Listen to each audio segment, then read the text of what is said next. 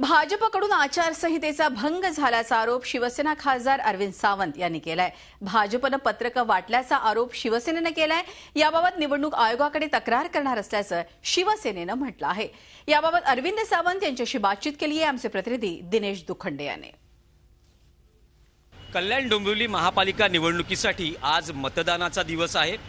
प्रत्येक राजकीय पक्षाची धडपड असते की अगदी शेवटच्या क्षणापर्यंत मतदारापर्यंत पोहोचावं। आज भाजपनं वृत्तपत्रांच्या माध्यमातून मतदारांना आवाहन केलेलं आहे। त्यांनी ही पत्रकं मतदारांपर्यंत वाटलेली आहेत। या पत्रकांमध्ये उल्लेख आहे लूट, गुंडागर्दी, भ्रष्टाचार, कल्याण डोंबिवलीला हवी आहे गोल्डन गँगपासून मुक्तता, अनेक संकटे, अनेक प्रश्न, उत्तर एकच भारतीय जनता पार्टी।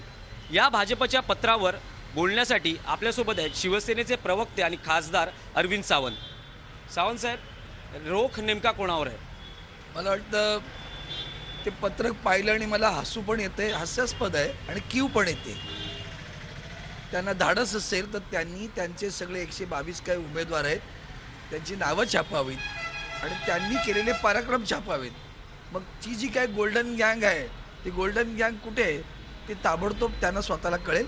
अरे ती आपल्याच बरोबर आहे, त्यांनी स्वतःच्याच पायावर धोंडा पाडून घेतलेला आहे। ही पत्र वाटून काही आचारसंहिता भंग किंवा काही नियमांचं उल्लंघन झालंय असं शिवसेनेला वाटतंय? निश्चितपणे आहे। जाहिरात शेवटच्या दिवशी देता येते, परंतु ती जाहिरात फक्त मतदान करण्याचं आव्हान करण्याचं असतं।